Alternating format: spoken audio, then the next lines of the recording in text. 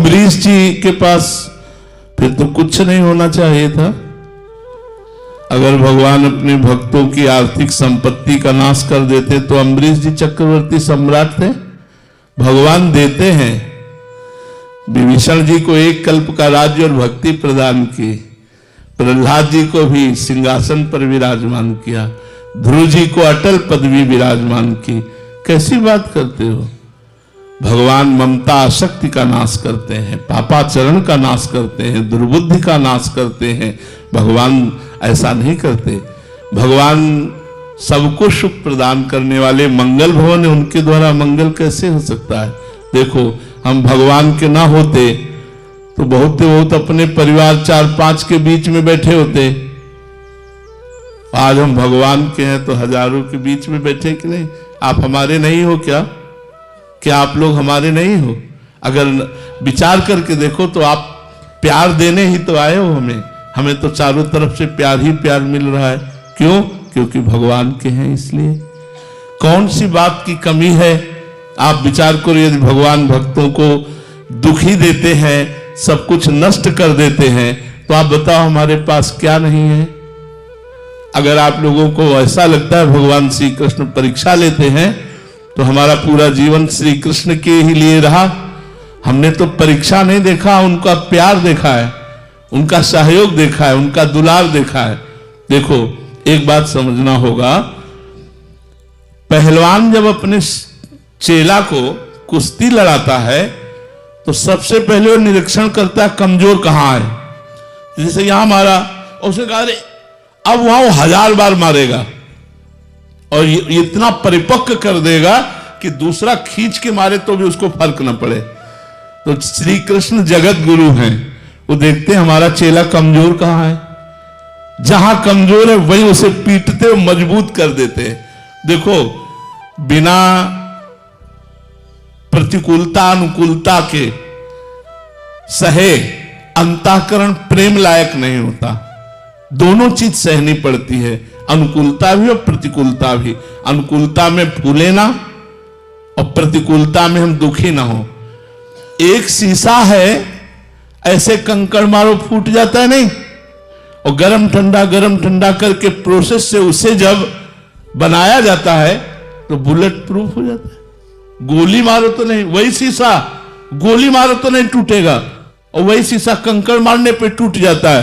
तो भगवान श्री कृष्ण अपने चेला को बुलेट प्रूफ बनाते हैं कि माया का काम, क्रोध, लोभ, मोह, मद, मत्सर, अपमान, ये कुछ भी भगवान के भक्त का बाल बांका न कर सके। आप जिसे परीक्षा कहते हैं, हम उसे पुष्टता कहते हैं। भगवान अपने भक्त को परिपक्व करते हैं, पुष्ट करते हैं। इसलिए गलत धारणाएं मत धारण करो कि भगवान श्री कृष्ण की भक्ति करना कठिन है। हमें तो लगता है संसार की भक्ति करना कठिन है, क्योंकि सब छलिया है, सब स्वार्थी है, सब कपटी है, कोई सच्चा प्रेम करने वाला दिखाई नहीं देता। प्रेमी तो श्री कृष्ण है। इनकी भक्ति क्या कठिन है? आप हमें बताओ, क्या कठिन है? हमें तो लगता है आप लोग समझ नहीं पा रहे। तुलसीदास जी के सामने जब सम्राट अकबर ने ताज उतार के रखा तो आंसू आ गए।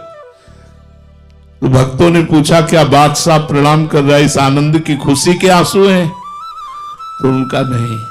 तुलसी जब राम का नहीं था तो मांगे टुकड़े नहीं मिलते थे, आज राम का है तो बादशाह ताज उतार के रखता है।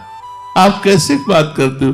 श्री कृष्ण की भक्ति में कठिनाई नहीं है, माया के भोगों को छोड़ना कठिन है। वही कठिनाई हमें लगती है। गंदे आचरणों को छोड़ना कठिन है, गंदा खान पान देखना, सुनना, भोगना, ये छोड़ना कठिन है। इसीलिए श्री कृष्ण भक्ति कठिन लगती है। नहीं बताओ, भगवान की भक्ति में क्या कठिनाई है? मधुर मधुर भगवान का नाम स्मरण करें, कृष्ण कृष्ण कृष्ण राधा राधा राधा। जो मिला भगवान को भोग लगा के पा लिया। भगवान के आश्रित हैं, सब कर्म करो। आप जिस कर्म में हो भगवान ने रोका नहीं है, भगवान ने और कर्म में लगाया है। ये भक्ति ये नहीं सिखाती कि आप कर्म छोड़ दीजिए। जो जहां है, जिस मार्ग में है, अपने कर्तव्य पर डटो और नाम जप करते रहो और अपने कर्म को भगवत अर्पित कर दो, हो गई भक्ति। बताओ भक्ति में कौन सी कठिनता है? कठिनता है पापाचरण छोड़ना, गंदी बात छोड़ना, गंदा भोजन छोड़ना, गंदे दृश्य देखना छोड़ना, यह कठिन है, इसीलिए कठिन जान पड़ती है।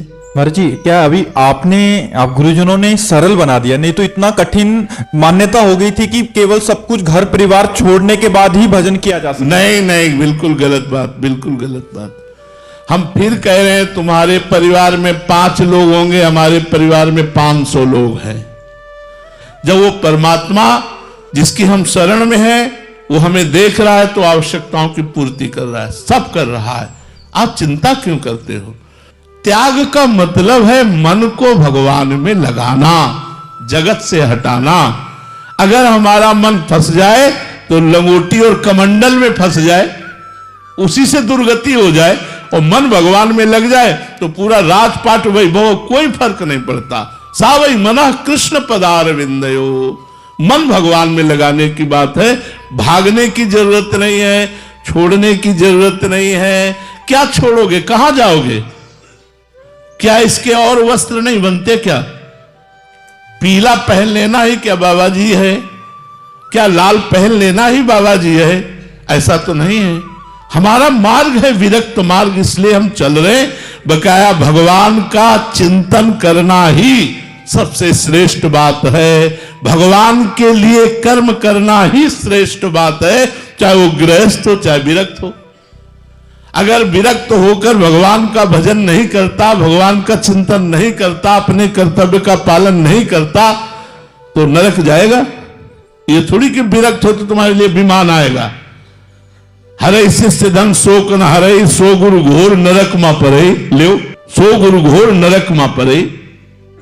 बात यहां भगवान से चित्त जोड़ने की है। कहते फिर आप बाबा जी क्यों हो गए? हमारे कपारे में लिखा था, हमारे भाग्य में लिखा था तुम्हें बाबा जी बनकर जिंदगी गुजारनी है।